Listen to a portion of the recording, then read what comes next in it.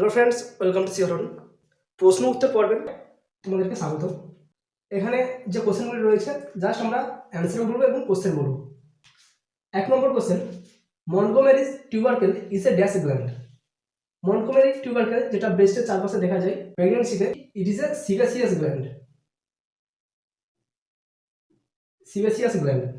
2 নম্বর question, which hormone is responsible for stimulation of lactation after delivery. ডেলিভারির পর কোন হরমোন ল্যাকটেশন বা ব্রেস্ট ফিডিংয়ে সাহায্য করে?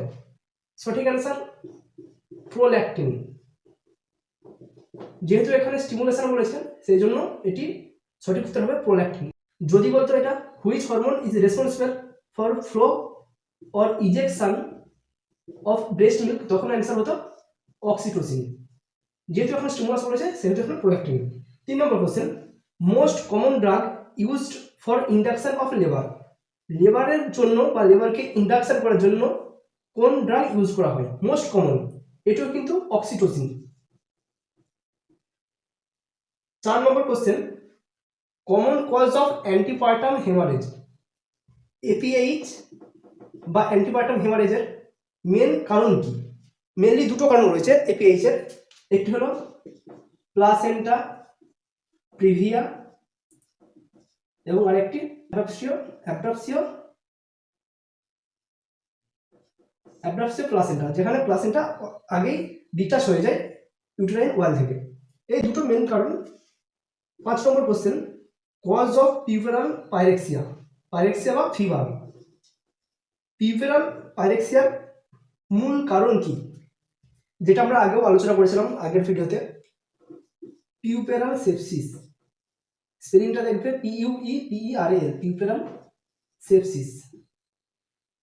6 নম্বর কোশ্চেন, অলিগোহাইড্রোনিয়ন কোন জিনিসটাকে বলা হয় বা কখন বলা হয়? অ্যামনিওটিক ফ্লুইড যখন তার যে নর্মাল ভ্যালু তার থেকে কম থাকে সেটাকে আমরা বলি অলিগোহাইড্রোনিয়ন। যখন অ্যামনিওটিক ফ্লুইডের মাত্রা বা পরিমাণ 200 ml এর কম হয় তখন আমরা সেটাকে বলি অলিগোহাইড্রোনিয়ন। এবং পলিহাইড্রোনিয়ন কখন বলবো? যখন অ্যামনিওটিক ফ্লুইডের পরিমাণ বা ভলিউম 2000 ml এর বেশি হবে। 2000 ml এর বেশি যদি হয় তখন সেটাকে আমরা বলবো পলিহাইড্রোনিয়ন, এবং যদি 200 ml যদি কম হয় সেটাকে বলবো অলিগোহাইড্রোনিয়ন। 200 আর 2000 ডিফারেন্সটা অনেকটাই, এটা খেয়াল রাখবেন। 7 number question, MTP is permitted up to dash week. MTP বা medical termination of pregnancy. Medical termination of pregnancy কত উইক পর্যন্ত পারফর্ম করা যায় লিগ্যালি? সঠিক অ্যান্সার হবে 20 weeks. 8 number question, caloric requirement during pregnancy dash kilo calorie. প্রেগনেন্সির সময় caloric requirement কত থাকে, বা একজন প্রেগনেন্ট মায়ের প্রতিদিন কত ক্যালোরি এনার্জির প্রয়োজন হয়? সঠিক অ্যান্সার হবে 2500 kilocalorie. 9 number question, active fetal movement feared by mother at dash week. Active fetal movement feared by mother, মা কখন বুঝতে পারেন তার পেটের মধ্যে বাচ্চা নড়াচড়া করছে, কত উইকস থেকে?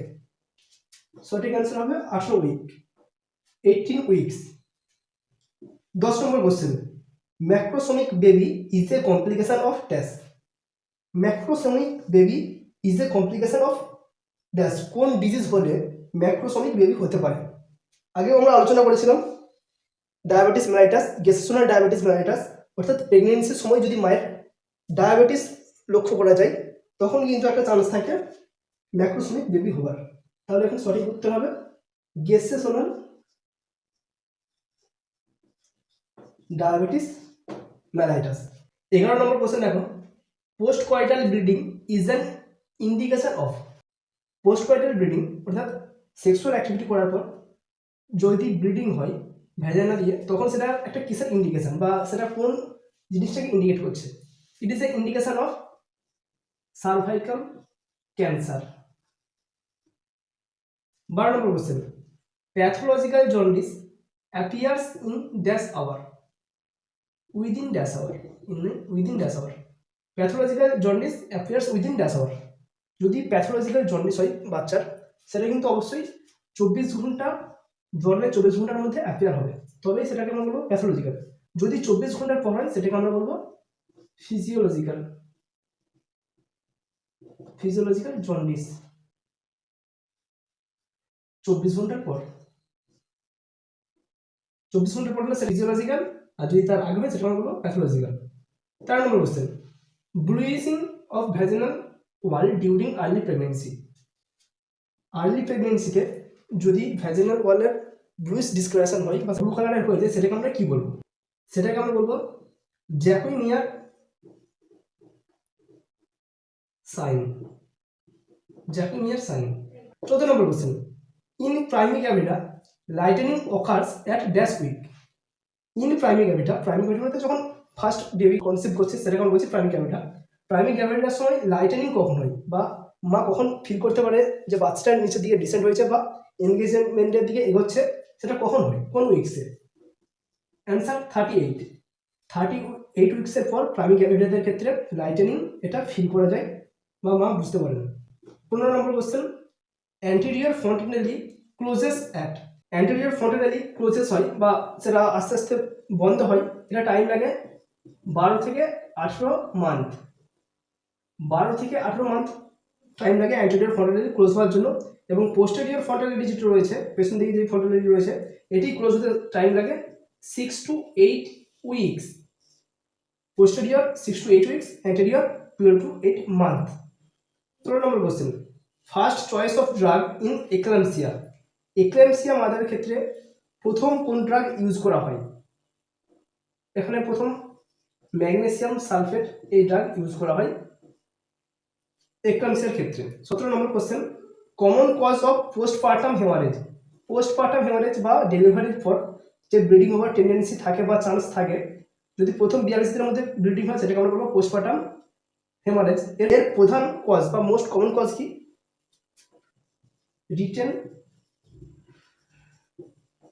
প্লাসেন্টা। প্লাসেন্টা যদি ইউটেরাসের মধ্যে থেকে যায় বা প্লাসেন্টার কোনো মেমব্রেন বা কোনো লোব যদি ইউটেরাসের মধ্যে থেকে যায়, সেটা পিপিএইচ বা পোস্টপার্টাম হেমারেজ ঘটায়। 18 number question, common cause of breech presentation.